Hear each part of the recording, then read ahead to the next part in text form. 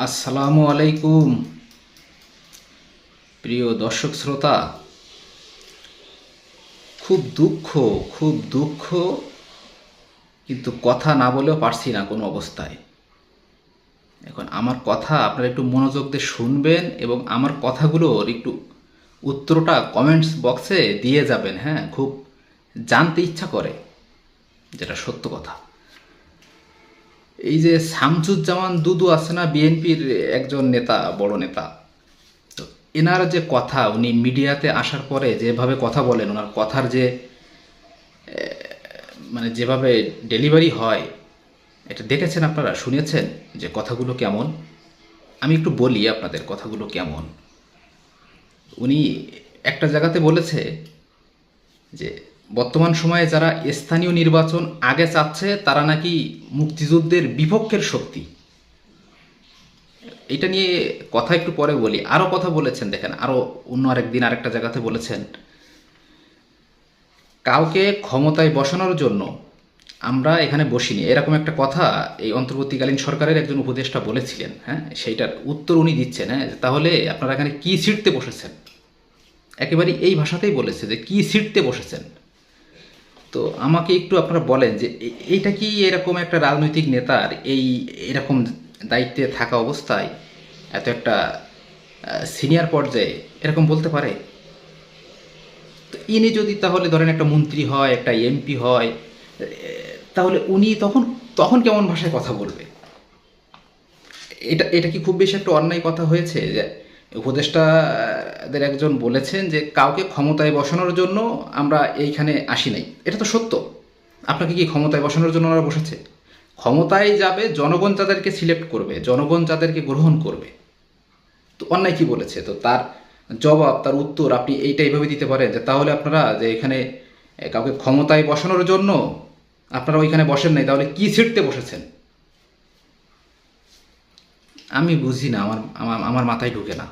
দেখেন, গলাবাজি, যদি গলাবাজি করে এরকম মানে কোনো জবাব এরকম কাউন্টার দিয়ে এইভাবে রিয়াক্ট করে যদি ভালো পলিটিশিয়ান হওয়া যায়, তো আমি তো মনে করি এটা আমার চাইতে ভালো কেউ এটা পারবে না। আমি তো গলাবাজি করতে পারি, আমি তো এরকম উগ্র কথা বলতে পারি, পারবো তো।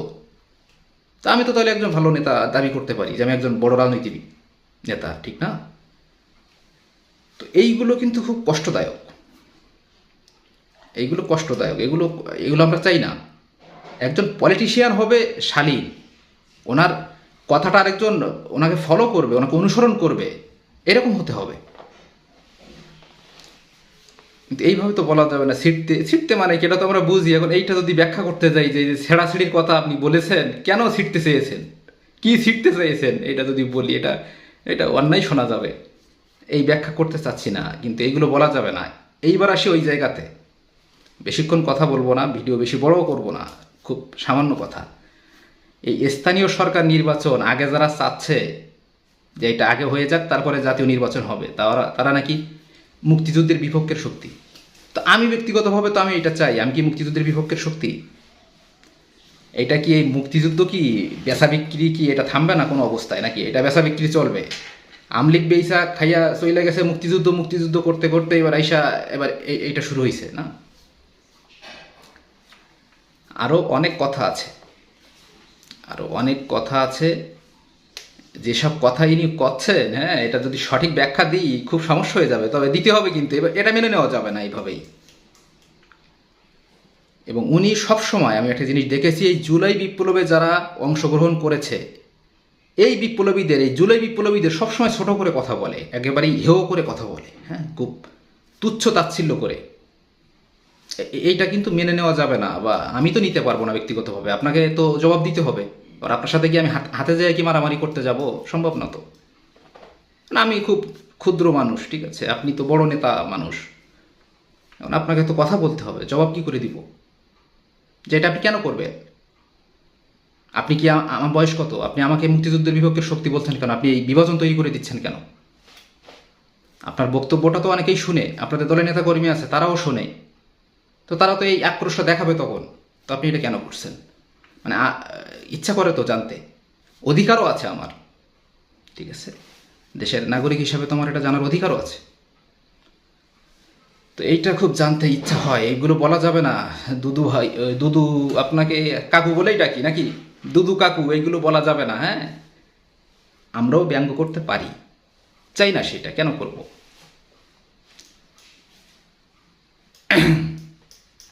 সবার সাথে মিলেমিশে থাকতে চাই। হ্যাঁ, আমরা বিভাজন চাই না, আমরা সবাই একসাথে হয়ে একটা বাংলাদেশ গড়তে চাই। হ্যাঁ,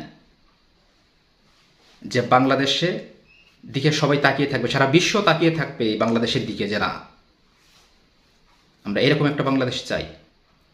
বাংলাদেশ হবে এই ওয়ার্ল্ডে একটা মডেল, আমরা এটা চাই। এবং সেটার জন্য আমাদের ঐক্য দরকার, আমরা কোনো বিভাজন চাই না। এবং স্থানীয় সরকার নির্বাচন যে আগে চাওয়া হচ্ছে জাতীয় নির্বাচনের, এটা খুব বেশি অন্যায় হচ্ছে আমার মনে হয় না। কেন হবে? রুল এমনই হওয়া উচিত, আমি আরও মনে করি যে স্থানীয় সরকার নির্বাচন এবং জাতীয় নির্বাচন সবই এই যে একটা অন্তর্বর্তীকালীন সরকার যেমন হয়েছে এনারাই করবে। ভবিষ্যৎটাও এরকম থাকবে, ভবিষ্যতে এই নিয়মে চলা উচিত। কোনো রাজনৈতিক সরকারের অধীনে কোনো স্থানীয় নির্বাচন হবে না। এটাও তো একটা বড় পাওয়ার হোল্ড করে, এটা ঠিক না? এটা তো অনেক অনেক বড় ফ্যাক্টর। তো এটাও তো আপনারা প্রভাবিত করতে পারেন, বলছে মানুষ। এটা আমার কথা বলছি না যে বিএনপি এটা চাচ্ছে, ব্যাগড়া দিচ্ছে, তার একটা বড় কারণ হচ্ছে তারা সরকারে যাবে, সরকারে যাওয়ার পরে নির্বাচন প্রভাবিত করবে, এটা মানুষ বলছে। তো এই মানুষগুলোর কি আপনি কি বলবেন? এগুলো কি সব শয়তানের বাবা, শয়তান, এগুলো বলবেন? এগুলোই তো বলে দুদু ভাই, এরা সব শয়তান, এরা মুক্তিযুদ্ধের বিভক্তের শক্তি, হ্যাঁ, এরা বিরাট কিছু, এরা সব অশান্তির তৈরি করে, অনেক কথা এগুলো। তো এগুলো দেশের মানুষ বুঝে বিএনপি এটা কেন বলছে। হ্যাঁ, কথা হচ্ছে স্থানীয় সরকার নির্বাচন আগে হবে, সমস্যা কোথায়? আপনারা প্রার্থী দেবেন, সবাই যে প্রসেসে নির্বাচন হয় সেটা হবে, সমস্যা কি? আপনার প্রার্থীরে ভোট দিলে আপনার প্রার্থী উপজেলা চেয়ারম্যান হবে, মেম্বার হবে, ইউনিয়ন চেয়ারম্যান হবে, জেলা পরিষদের চেয়ারম্যান হবে, সমস্যা কোথায়? এটা নিয়ে এত মোড়ামুড়ির কি আছে, এত পিড়াপিড়ির কি আছে? সমস্যা কি? বুঝি না তো।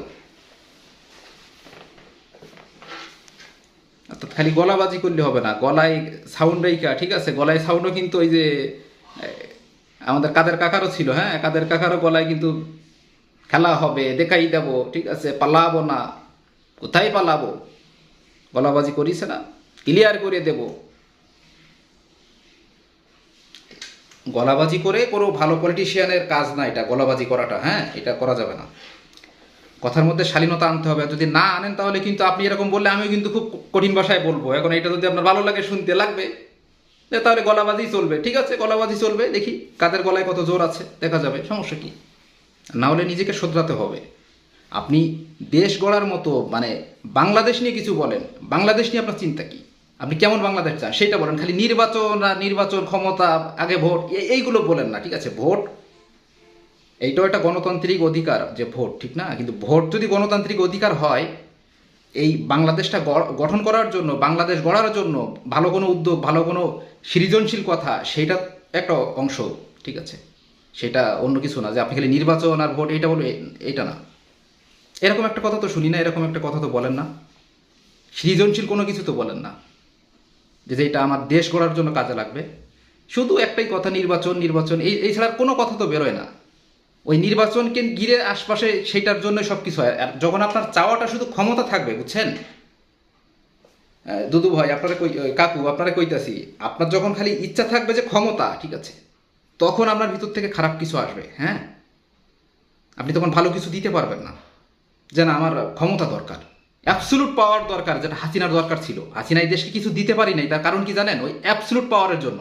সে সবসময় চাইতো আমাকে একটু ক্ষমতা ধরে রাখতে হবে, আর এই ক্ষমতা ধরে রাখার জন্য কি অন্যায়, কি কোনো কিছুর কোনো বিচার বিবেচনা করতো না। আপনারও তো এরকম অবস্থা, খালি ক্ষমতা দরকার, ভোট হবে, যেভাবে এমপি হবো, এমপি হইলে আর মন্ত্রী হওয়ার লেগে একটা গুতুগুতি করবো, কিছু একটা তো হবে, মন্ত্রী হবো, এই হচ্ছে ইচ্ছা। তারপর আমরা বাংলাদেশ জাপারি করব। কিন্তু কি যে করতে চান সেইটার কোনো কিন্তু কিছু বলেন না, সেটা আমরা বুঝি না যে আসলে কি করতে চান।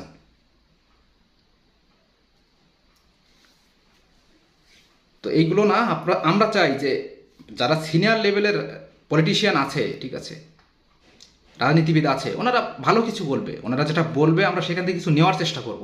সেটা যে আমাদের উইথড্র করতে হবে, একেবারে ভাইলেট করতে হবে, এরকম না। আমরা নিতে চাই সেখান থেকে কিছু, জানতে চাই।